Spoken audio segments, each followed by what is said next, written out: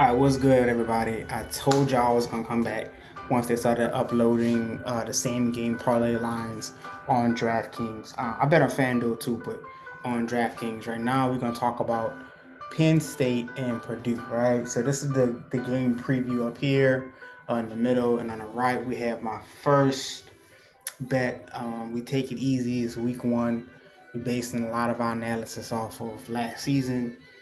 We do look at the rate of return of production for these teams, but as you know, chemistry is also a thing too, right?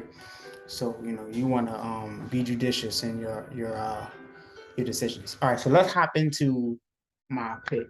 All right, so I'm gonna go through my parlay, then I'm gonna go through my hedge. If you don't understand what I'm talking about with hedge, go through the channel and look at the videos talk about the importance of hedging. All right, first I got Penn State covering, right? There's a couple reasons why I got them covering.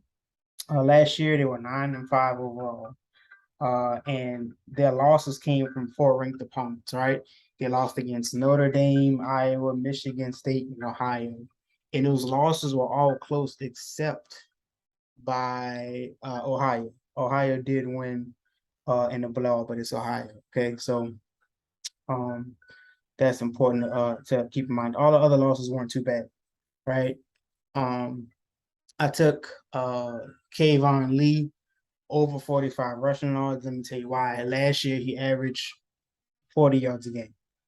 He's coming back with another season under his belt. And Purdue averaged last year 156. Allowed 156 rushing yards a game.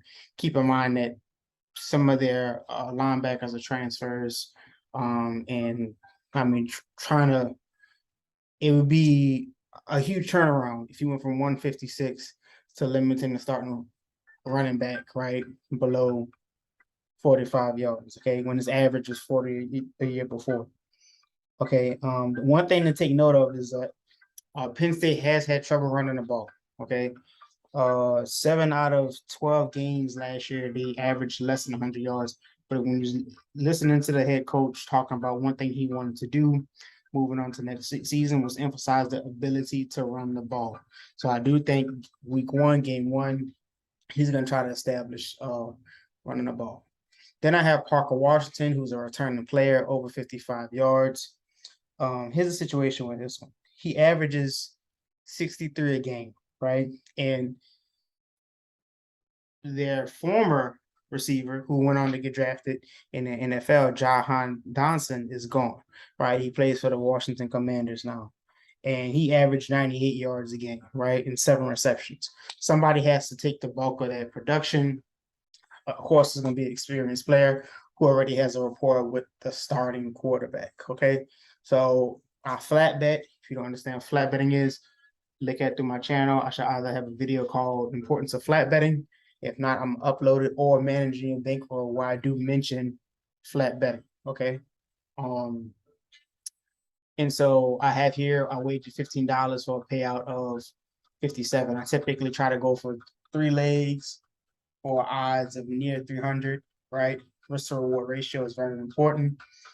Look up my video about how I bet parlays and the importance of implied probability, why I like to stick around 3 legs, okay? However, let's get into the hedge. I do have a hedge, okay? So in my hedge here, all player props. This is how I like to hedge. Check it out. Here's the thing. I like to hedge this way, okay? If you look at the situation, I like to hedge all player props, right? And I like to look at the performances and bet for the most part they're gonna overperform, right? So this is what this does. If they overperform and win this, if Purdue wins this game, it's because the main players most likely overperform. Okay.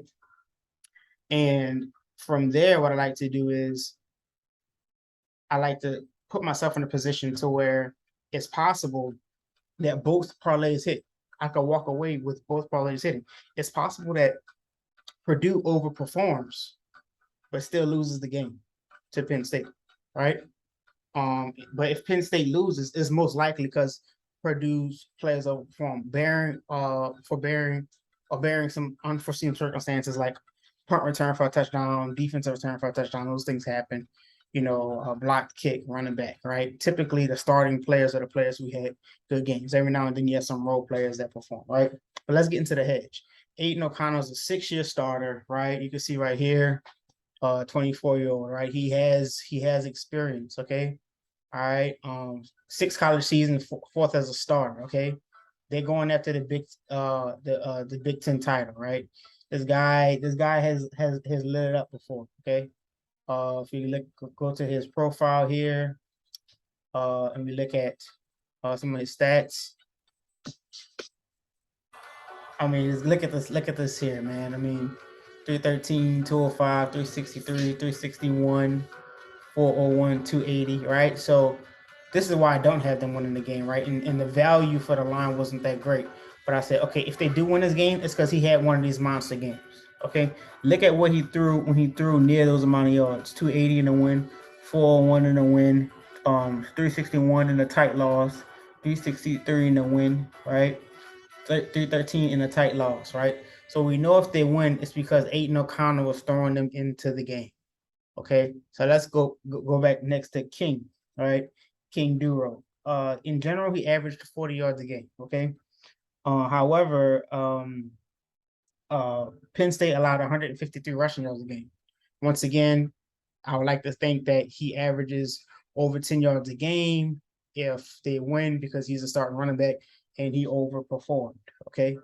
And lastly, Brock Thompson. Brock Thompson didn't have a lot of good production last year, but he moved up to the X receiver. Okay. Since he moved up to the X receiver, one of the things you got to take a look at is the fact that he had a great Music City Bowl game where he went 7 receptions for 217 yards and 2 touchdowns. Okay.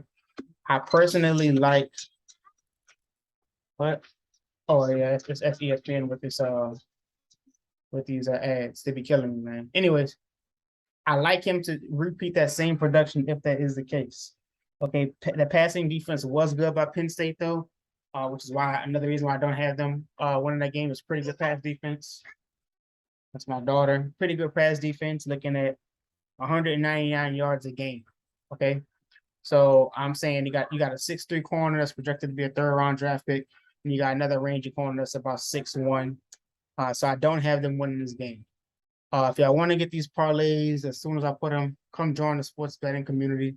We would love to have y'all. Tell me what y'all think in the comments. And don't forget to subscribe and hit the notification bell so you can check these videos as soon as they drop.